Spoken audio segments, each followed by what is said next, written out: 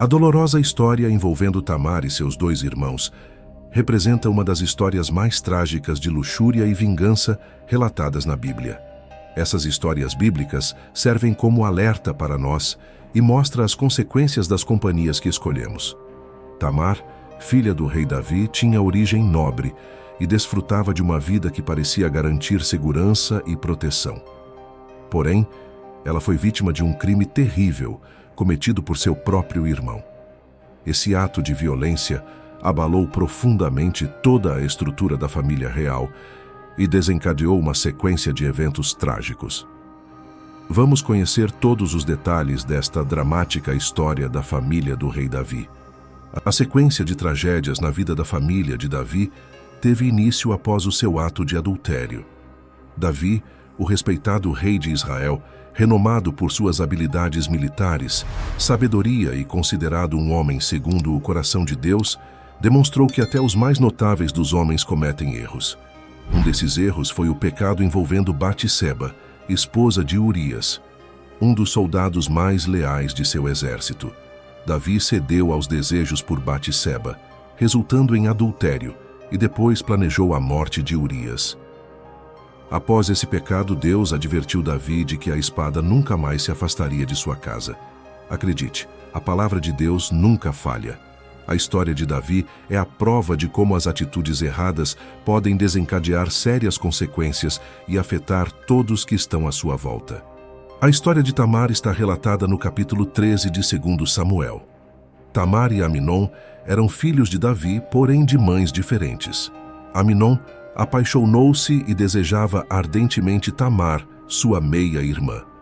Amnon sabia que possuir a mulher desejada seria uma tarefa impossível. No entanto, ele tinha um amigo muito astuto, seu primo Jonadab, a quem contou que estava apaixonado pela sua meia-irmã. Foi aí que seu primo Jonadab tramou um terrível plano que destruiria a vida de Tamar. Jonadab aconselhou Amnon a se deitar e fingir que estava doente. Assim, quando ela fosse visitá-lo, ele ficaria a sós com Tamar. Jonadab foi um péssimo conselheiro. Falsos amigos podem levar ao erro espiritual, como foi advertido em Israel.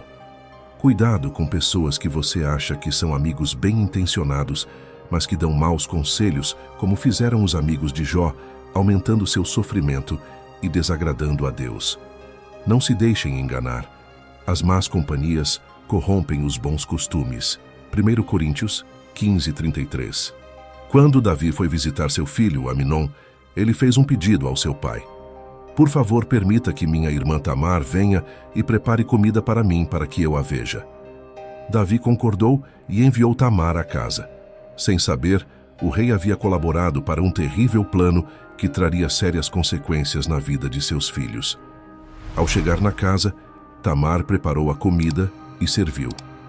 Amnon, determinado a realizar o plano, recusou-se a comer e mandou todos seus servos saírem da sua presença. Amnon pediu que Tamar levasse a comida ao quarto dele. Tamar fez conforme ele pediu. Quando ela entrou no quarto com a bandeja para servi-lo, Amnon agarrou a Tamar e exigiu que ela se deitasse com ele. Tamar ficou desesperada e suplicou para Amnon não cometer aquela loucura, pois ela não suportaria viver com tamanha vergonha. Impactada com a situação, sugeriu que ele pedisse ao rei para se casar com ela, evitando assim uma terrível desgraça na vida dos dois. Mas Amnon não lhe deu ouvidos e, como era mais forte que ela, a violentou. Tamar teve esperanças que ele se casaria com ela, como forma de amenizar a situação, pois, não sendo mais virgem, provavelmente não teria outras oportunidades de se casar no futuro. A Bíblia relata que imediatamente após o ocorrido, a paixão que Amnon sentia por Tamar se transformou em profundo desprezo, e ele gritou para ela sair de sua casa. Isso revela que o sentimento dele por ela era apenas de luxúria, nunca foi amor. Assim como acontece atualmente, onde muitos relacionamentos são baseados na luxúria. Pessoas que se interessam pelas outras apenas pelo que poderia obter dela. Quando Tamar saiu da casa chorando, Absalão, que era seu irmão inteiro, a consolou e a abrigou em sua casa. Absalão manteve silêncio sobre o acontecido, mas já estava planejando a vingança contra seu irmão Aminon. Quando o rei Davi soube da tragédia, ficou irado, porém não tomou nenhuma atitude. Ao que parece, Davi não dedicou tempo suficiente para ser um bom pai.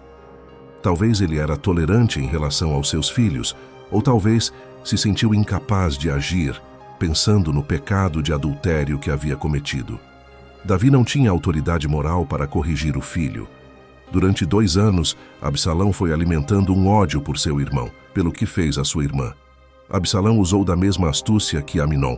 Ele resolveu fazer uma festa e pediu a permissão ao seu pai Davi para que Aminon e todos os outros filhos do rei fossem ao banquete.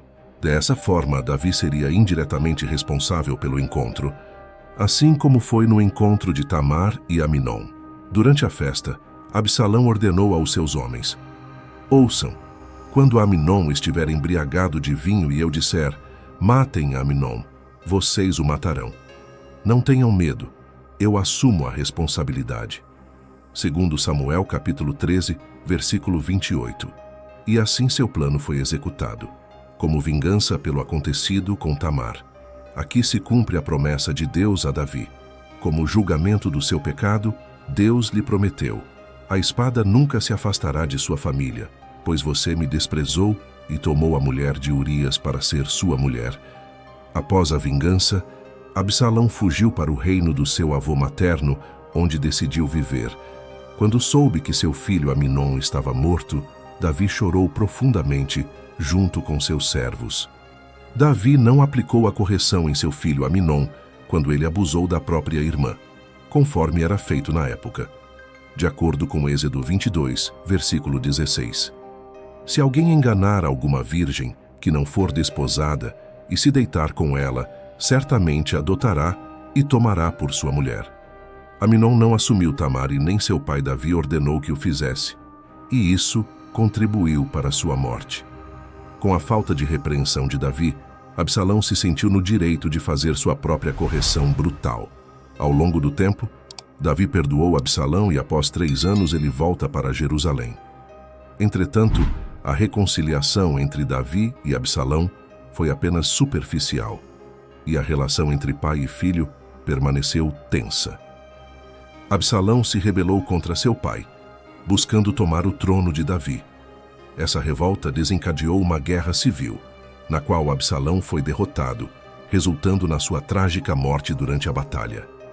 A vingança de Absalão acabou se transformando em uma trajetória de rebelião e tragédia, com consequências terríveis para ele e sua família após a morte de Salão. Davi lamentou amargamente e expressou profunda tristeza, mostrando que, apesar das dificuldades, ele ainda amava seu filho. A busca por vingança por parte de Absalão se desdobrou em uma trajetória marcada por rebelião e tragédia, trazendo consequências terríveis para ele e toda a sua família. Após a morte de Absalão, Davi experimentou um lamento profundo, revelando uma tristeza intensa e duradoura. Mesmo diante de todas as infelicidades, Davi amava seu filho.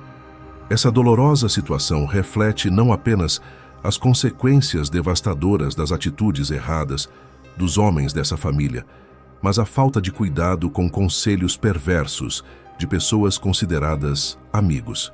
Nós precisamos de pessoas, porém é fundamental analisar bem antes de permitir que entrem em nossa vida. Uma pessoa errada pode ser a fonte de nossas maiores dores e arrependimentos. Isso não significa que amigos errados sejam maus ou perversos. Significa que nem todos são adequados para nos acompanhar no cumprimento da vontade de Deus. A Bíblia fornece orientações prudentes acerca da seleção de amizades, aconselhando, por exemplo, a evitar a companhia de indivíduos de temperamento impulsivo, conforme descrito em Provérbios capítulo 22, versículos 24 a 25. Ainda em Provérbios, os capítulos de 1 a 4, nos advertem a manter distância daqueles que nos conduzem ao erro, e recomenda evitar amizades ou qualquer tipo de ligação com transgressores, mesmo diante das sedutoras recompensas que possam oferecer. As Escrituras Sagradas mostram vários exemplos de amizades boas e más. Pedro e João foram perseguidos por pregar o Evangelho e ficaram desmotivados. mas quando estavam com o grupo de amigos, se sentiram energizados para trabalhar. Ao contrário, a esposa de Jó foi uma companhia e incentivadora do mal, ao orientar ele a amaldiçoar Deus. Jonatas protegeu Davi quando ele estava em perigo, e é isso que um bom amigo faz. Judas parecia ser amigo de Jesus, mas na verdade foi uma companhia maldosa que o levou à sua morte. Os amigos certos são aqueles que sempre nos ajudam a melhorar. Eles não se incomodam quando Deus nos abençoa. Pessoas erradas não suportam te ver bem e muito menos melhor do que elas. Querem todo o bem para si próprias. Tenha discernimento para escolher seus amigos com cuidado. O caminho da retidão é o único que leva à amizade com Deus. Eu desejo que Deus direcione as pessoas certas na sua jornada pela vida e afasta as pessoas que possam te prejudicar, e que você seja um bom amigo. A amizade baseada nos princípios bíblicos é construída sobre o alicerce sólido do amor altruísta, empatia, honestidade, perdão e estímulo mútuo. Ao seguir esses preceitos, estamos não apenas cumprindo os ensinamentos da Bíblia, mas também cultivando relações que glorificam a Deus e enriquecem nossas vidas. Deus te abençoe e até a próxima.